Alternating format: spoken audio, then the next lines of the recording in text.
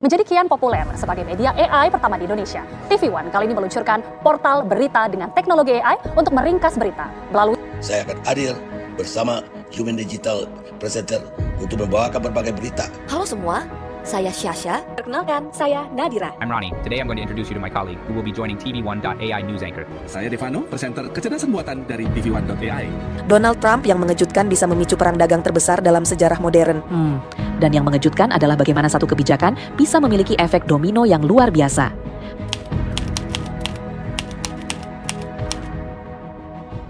Artificial intelligence merupakan salah satu teknologi kemajuan manusia. Tapi apakah anchor berita bisa digantikan oleh AI?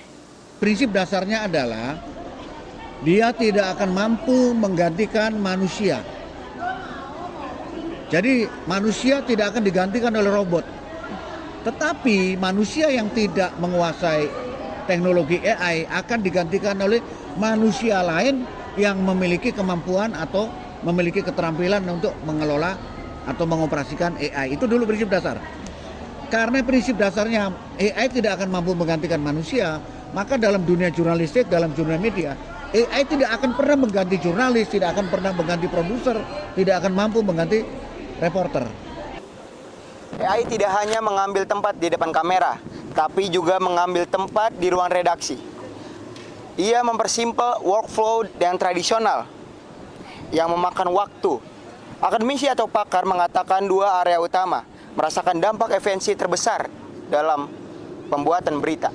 Teknologi AI ini kalau dipegang oleh institusi atau media atau orang yang benar, dia akan membantu banyak hal karena dia bisa mempercepat. Karena ada dua kunci penerapan AI untuk media. Satu yang perlu dipahami adalah AI itu berusaha untuk mempercepat, mengakselerasi pekerjaan. Yang tadinya butuh waktu berjam-jam, ngedit, bikin video tapping seperti ini, itu bisa dilakukan dalam waktu hitungan menit. Jadi mengakselerasi. Yang kedua, efisiensi.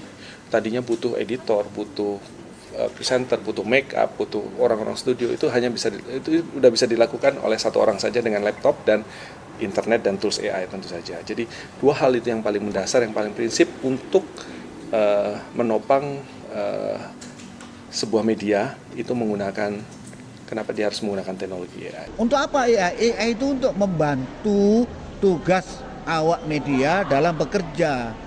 Tugasnya membantu memeringankan pekerjaannya reporter, produser, redaktur, dan lain-lain dalam hal memproduksi berita. Bahkan sekarang dengan AI generatif ini, dia bisa merangkum yang pokok-pokok saja. Jadi tinggal dikata kuncikan, tentang misalnya kata kuncinya diketik, itu langsung muncul dia sendiri. Nah, itulah yang mempercepat, memudahkan, mengefisiensikan cara kerja manusia, membantu manusia bekerja lebih cepat, lebih efisien, tidak buang-buang waktu, tidak buang-buang tenaga, tidak banyak menyerap biaya.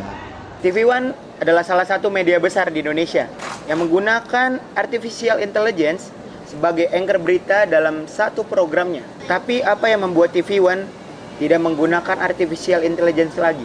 Apa yang menjadi faktor utama sehingga program News Anchor TV One ini dinyatakan tidak lagi digunakan dalam waktu singkat?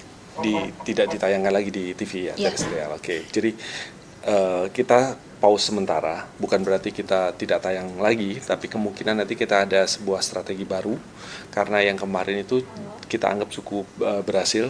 Berdasarkan apa? Berdasarkan pada AC Nielsen rating dan share yang didapat oleh teman-teman di TV One.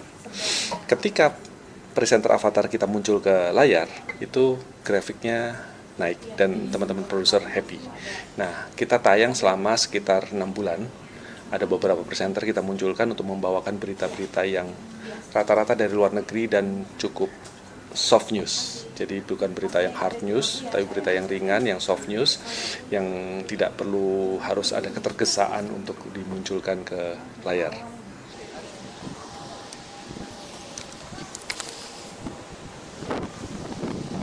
Lalu bagaimana tanggapan masyarakat terhadap AI, artificial intelligence yang dipakai oleh TV One ini? Kalau boleh jujur ya, karena saya pribadi itu merasa pas yang tahun 2023 tayang itu AI-nya masih versi yang kaku ya. Ya kesannya kalau untuk secara informasi ngeliatnya aneh sih. Karena kan ada visualisasi AI-nya itu kayak aneh aja. Cuma kalau dari secara substansifnya ya seperti pada media besar utama yang lainnya, secara informasi ya oke-oke aja. Isinya ya, maksudnya isi substansi informasinya oke-oke aja. Sebenarnya emang yang bikin jadi kendala kan cara delivery-nya. Kita ngeliat visualnya, audionya pun juga.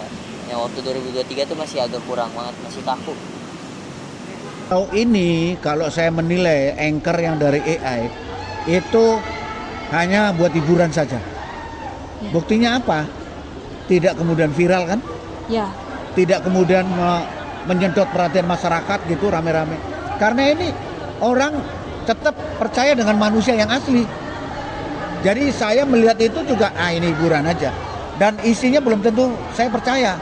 Itulah mengandung dua sisi tadi. Kadang dicitrakan sebagai kemajuan teknologi yang kita kagum-kagumi, tapi di sisi lain awas. Ini hanya robot, ini hanya visual yang tidak asli, maka manusia harus mencadangkan pikirannya untuk tidak percaya 100%. Oke, untuk pertanyaan terakhir nih, apa strategi TV One selanjutnya dalam menyikapi perkembangan teknologi di dalam dunia penyiaran? Oke, baik. Ya memang kita berusaha untuk menjadi media pionir dalam pengembangan AI dan kita mengambil atau mengadopsi AI dan kemudian bahasa ininya adalah kita mengulik beberapa tools AI yang memang sangat relate dengan kebutuhan di media. Bayangkan ketika ke depan dirimu nggak perlu hadir di studio, dirimu cukup di kamar aja, tapi ngelihat simulasinya, siarannya, dan dirimu memberikan instruksi lewat telepon bahwa suaramu sudah langsung di-convert dan menggerakkan avatar yang live di studio. Jadi hanya dari kamar di rumah, dirimu udah bisa bersiaran. Tapi yang menggantikan adalah avatarmu. Gitu. Itu ke depan itu nggak akan lama lagi, kemungkinan akan bisa terjadi.